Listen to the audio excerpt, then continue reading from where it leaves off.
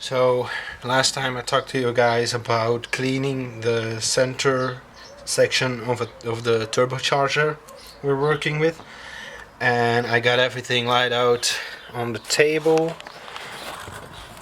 I'm just going to show you guys real quick.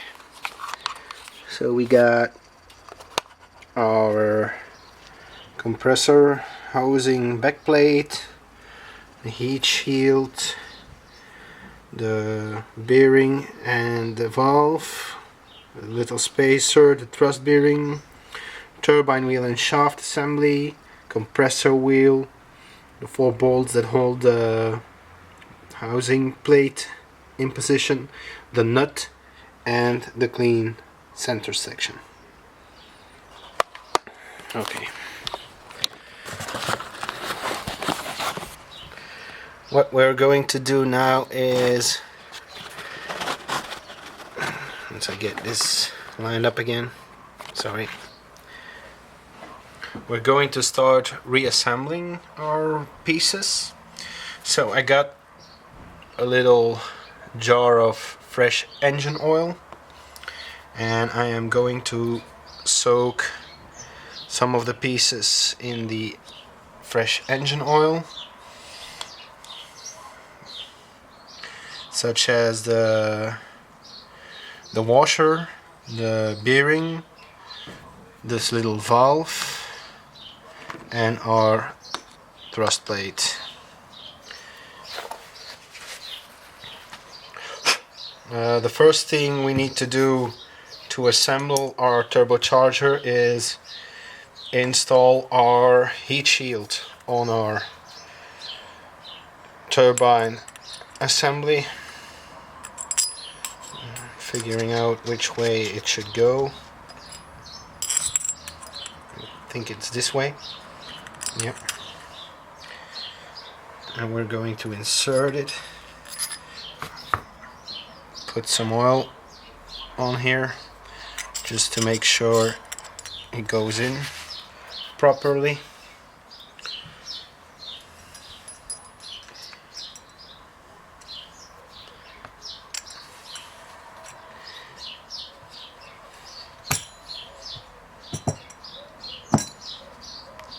And there it goes.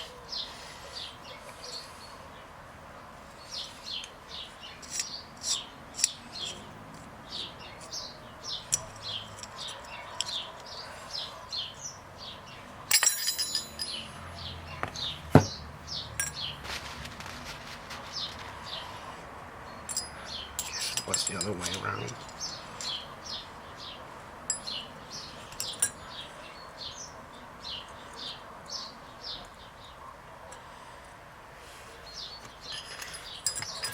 Temp number 2.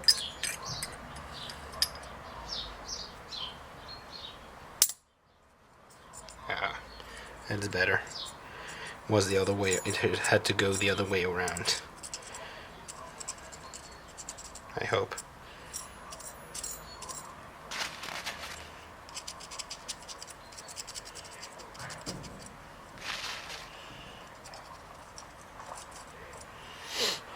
Okay.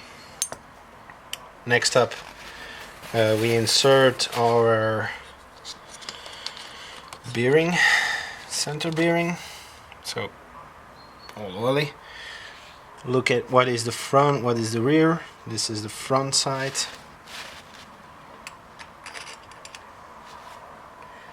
And that should slide right into place.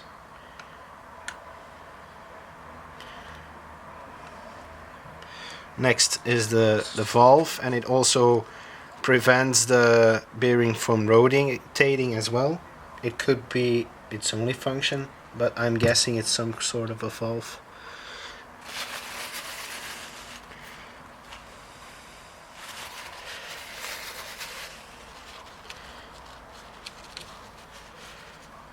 Okay. Then we have our washer, if I can get a hold of it. Of course not. Yeah, I got it.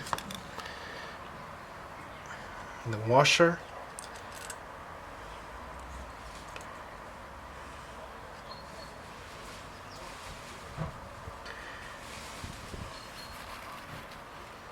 making sure it's snug. And our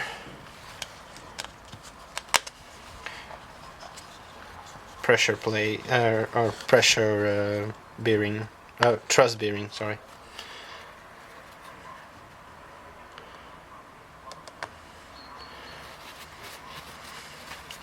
Just making sure there's not too much oil on it.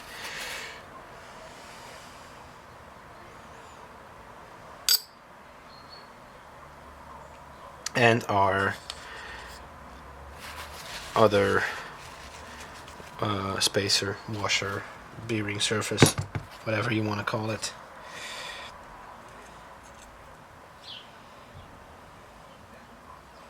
That's that. Next is our back plate.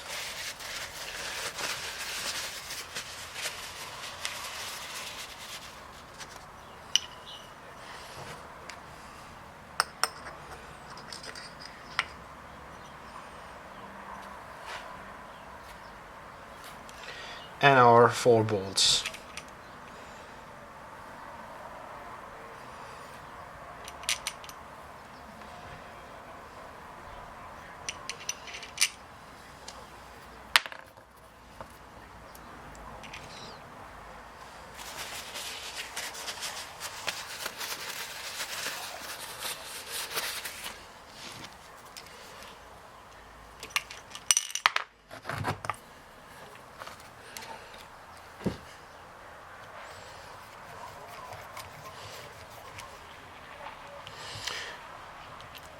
Tighten them up in a cross-like manner to distribute the clamping force evenly, as with anything.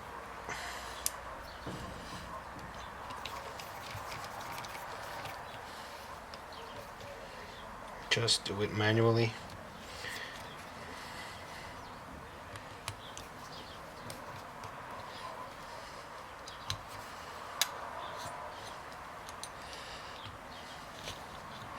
They weren't really tight, so I figure you don't need to torque them really hard. I'm sorry, I don't have the correct torque figures. I just go about what I think is right, or how tight I think it should be.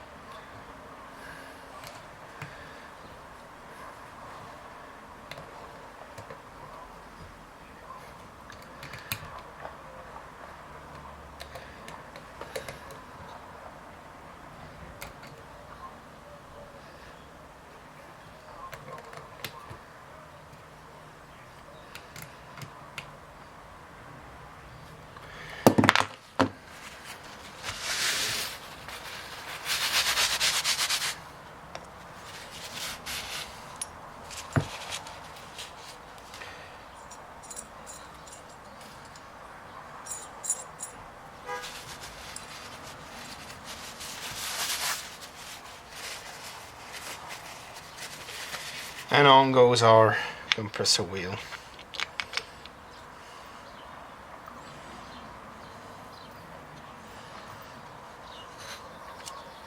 And the nut, bearing in mind the reverse thread.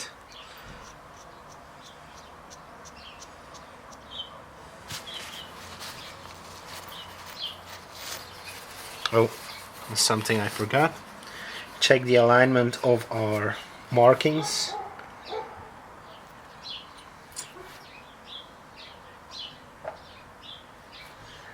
My compressor wheel is lined up fairly well to my shaft, and I'll see what the nut does when I tighten it. So again, use the vise on our turbine wheel.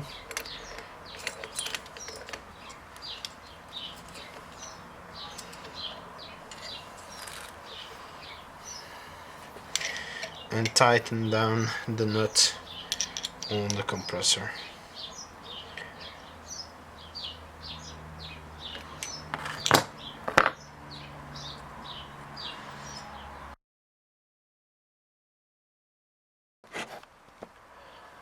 So I cleared my memory card again. So I managed to re-torque the nut. I'll give you a quick explanation of how I did it. So you take the vice grips, and there's a flat end on the washer right here.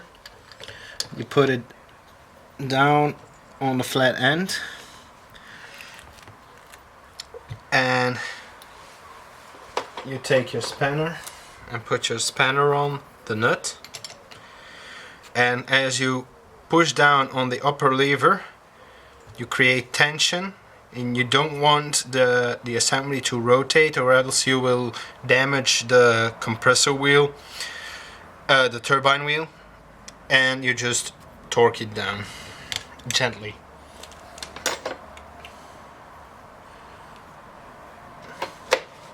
And you make sure not to damage this end too much. I'll just show you guys real quick. You can see the marking on the wheel. I don't know if you can see the marking on the nut. Oh, sorry. And right here is the marking on the shaft.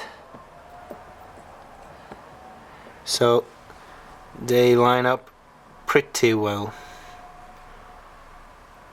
I'm really happy with this. I oiled the assembly and just look at it now. It spins as it should be, freely and without play. There you have it. Just a little rectification. What I call the heat shield is not only a heat shield, but it's also an air seal. So when the VNT mechanism is pushed onto the assembly, this will be locked into place. That's why it's loose at the moment. So don't mind that. It'll keep it in place. It will prevent the air from flowing back, and it will flow directly on the turbine wheel. So that's about it for the reassembly of the center part. Next time I'll probably go about polishing the compressor housing and possibly start work on the turbine housing as well. So see you next time, guys. Thanks for watching.